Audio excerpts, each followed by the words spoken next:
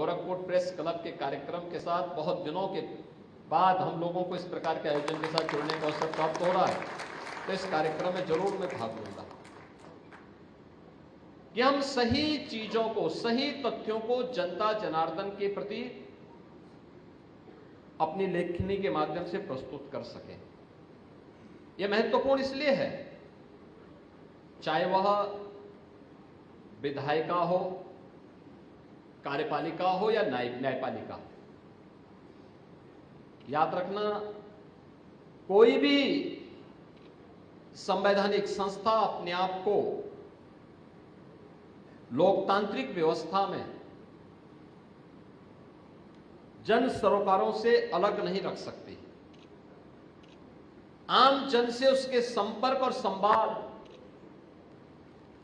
और उसके प्रति उसकी जवाबदेही, उसकी संवेदनशीलता और उसकी कार्य पद्धति के माध्यम से दिखते हैं और दिखने चाहिए। लोकतंत्र नहीं होता तो क्या देश के अंदर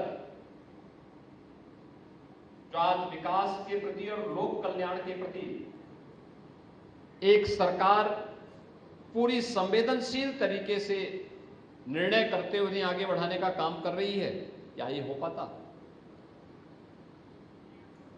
क्या देश के अंदर 25 करोड़ लोग गरीबी रेखा से उभर पाए होते, जिन्हें पिछले 10 वर्षों के अंदर शासन की विभिन्न वेलफेयर स्कीम के माध्यम से जोड़ करके उनके जीवन में व्यापक परिवर्तन करने का काम किया गया? लोकतंत्र नहीं होता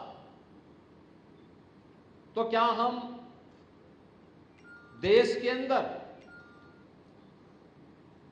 गांवों के लिए, गरीबों के लिए, किसानों के लिए, नौजवानों के लिए, महिलाओं के लिए बनने वाली इन योजनाओं को इतने प्रभावी तरीके से प्रस्तुत कर पाते?